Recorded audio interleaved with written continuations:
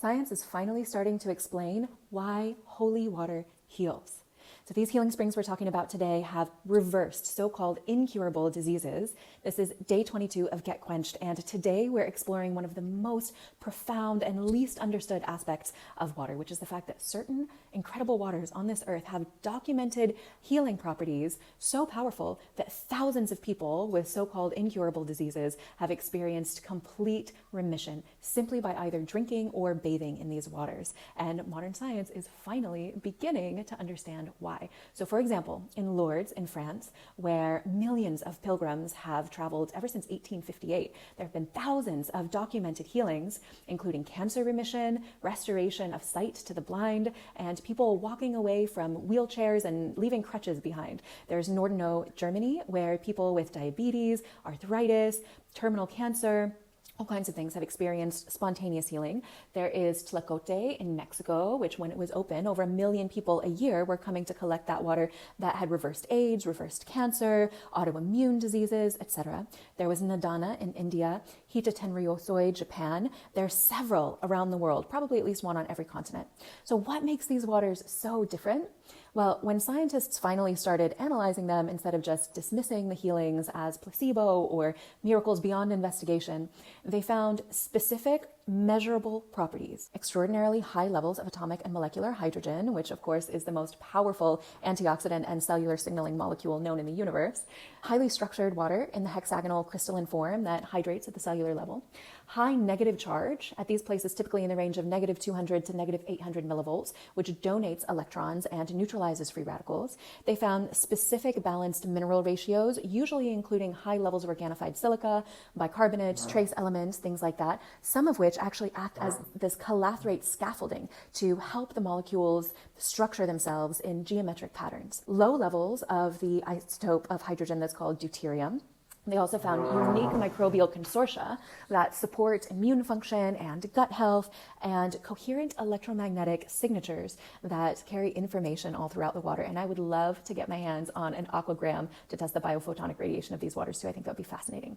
So the scientists who pioneered research on water as a liquid crystal, among those, one of my favorites is Dr. Marcel Vogel. He was an IBM scientist. He's actually responsible for the liquid crystal display screen that you're watching this on right now. He's an incredible researcher of liquid crystals. And he studied the waters at these different sites, and he found that some were up to 40,000 times more energetically coherent than ordinary bulk water. And he said that these should not even be considered the same substance as regular water, and that these medicinal waters are so different you can't even put them remotely in the same category. They shouldn't even, all waters should not be called water, basically.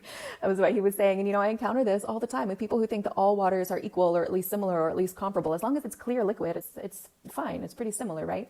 But Victor Schauberger, my personal water hero, he said that there are more kinds of water on Earth than there are species on Earth. Let that sink in for a second. Nevertheless, if we zoom out, if we zoom all the way out, I kind of put things into 3 broad groups of waters, 3 very large categories, very generally and categorically speaking. There's the water that most people drink, which is actively dehydrating. That's tap water, reverse osmosis water, distilled water, etc. I would even put alkaline ionized water in that category. The second type, of course, is spring water. Now, that's the minimum that your biology expects of you. Raw, living, natural water from your own region, like your ancestors drank for countless millennia. And over the last 3 weeks, hopefully, you've been learning how to either find or recreate that water at home. That is the bare minimum. That's water that hydrates you.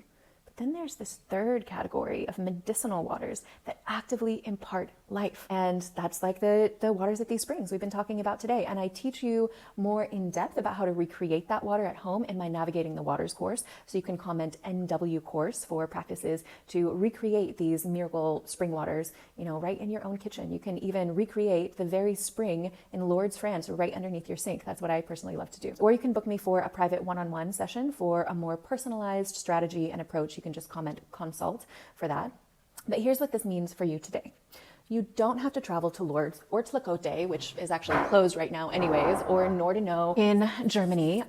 All of the principles that make those waters healing, hydrogen, structure, mineralization, negative charge, coherence, magnetism, depletion, calathrate silica, etc., can be replicated at home with the right knowledge, tools, and skills.